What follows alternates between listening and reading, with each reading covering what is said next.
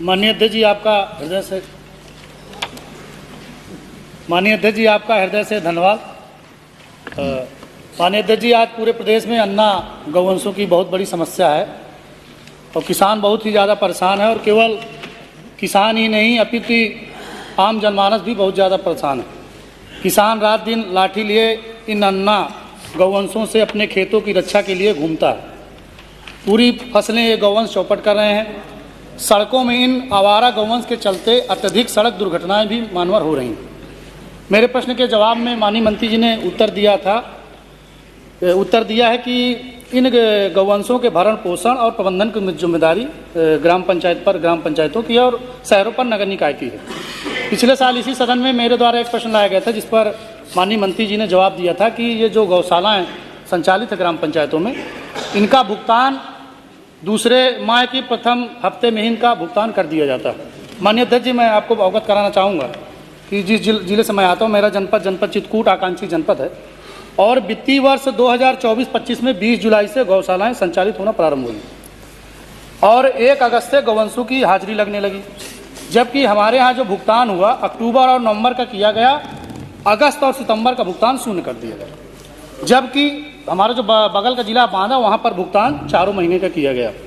तो मेरा आपसे माध्यम से कहना है कि जब इन गौशालाओं का भुगतान 3-3, 4-4 महीने नहीं किया जाएगा या गौशालाएं संचालित होगा, उसका पैसा सरकार द्वारा नहीं दिया जाएगा, तो प्रधान आखिर कब तक अपनी जेब से इन गौशालाओं का संचालन करेंगे।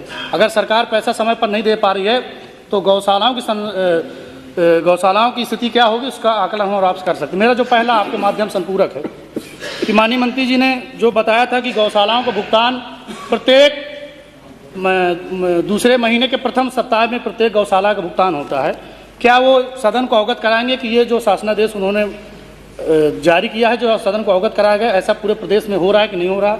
और यदि आपके द्वारा दिए गए जवाब के समकक्ष अगर पूरे प्रदेश में गौशालाओं का भुगतान दूसरे महीने के प्रथम सप्ताह में हो रहा है, तो हमारे चित्रकूट में इन 2 महीनों का भुगतान क्यों नहीं हुआ और पूरे प्रदेश में दिसंबर का भी भुगतान की प्रक्रिया चल रही? तो मेरा पहला आपके माध्यम से अनुपूरक है कि जो आपने गाइडलाइन जारी की उसका 100% पालन हो रहा है कि नहीं हो रहा है, और जो चित्रकूट में 2 महीने का भुगतान हुआ है तो होगा कि नहीं होगा? जो दूसरा मानवर आपके माध्यम से अनुपूरक है, मैंने ये सवाल किया था कि ये जो अन्ना गौवंश है, क्या इनके द्वारा जो सड़क में घूमते हैं बहुत सी दुर्घटनाएं हो रही हैं, जिससे गौवंश को भी समस्याएं हो रही है और आम जनमानस को भी बहुत बड़ी समस्याएं हो रही है। क्या ऐसी सड़क दुर्घटनाओं से किसी तरह की कोई हानि हो रही, मृत्यु हो रही? तो उस पर माननीय मंत्री जी ने जवाब दिया कि जी नहीं, प्रदेश में कोई सड़क दुर्घटना गौवंश से नहीं हो रही, ना से उससे कोई मृत्यु हो रही। मुझे लगता है कि ये जवाब अधिकारियों ने अपने मन से दिया होगा। मुझे नहीं लगता कि माननीय मंत्री जी इस बात से सहमत होंगे कि पूरे प्रदेश में अन्य पशुओं से कोई दुर्घटना ही नहीं हो रही और किसी की जान नहीं जा रही। तो मेरा जो दूसरा आपके माध्यम से अनुपूरक मानवर कि क्या माननीय मंत्री जी इस जवाब को ठीक कराने का कष्ट करेंगे कि हाँ, अन्य पशुओं से पूरे प्रदेश में सड़क दुर्घटनाएं हो रही और बहुत से लोगों की मृत्यु होती है। चूँकि इस सदन में ही हमारे कई सारे सीनियरों ने, माननीय विधायकों ने तमाम घटनाओं का जिक्र करके अवगत कराया था। तो मेरा जो दूसरा अनुपूरक है, क्या माननीय मंत्री जी इस बात को सही करके कि यहाँ घटनाएं हो रही हैं और पूरे प्रदेश में जिन लोगों की मृत्यु सड़क दुर्घटना में अन्य जानवरों से हुई है, क्या उनको आर्थिक मदद उपलब्ध कराने का काम सरकार करेगी? और तीसरा मानवान मेरा सर, बहुत से पशु चिकित्सालय जो बने हैं सर 5, 6, 7 साल से, जैसे सर हमारे यहाँ चित्रकूट में रुकमा बुजुर्ग है, गुरेटन पूरे बगल के बांधा में जबरापुर है, छिपाव है और ओरन है, मतलब कई अस्पताल जो बन गए हैं सर, 4-4, 5 साल उनको बने हुए हो गया और इन पशु चिकित्सालयों में अभी तक पद सृजित नहीं हुआ। तो क्या माननीय मंत्री जी ने जो अस्पताल बन गए पशु अस्पताल, उन पर पद सृजित करके उनको प्रारंभ कराने का काम करेंगे? मेरे 3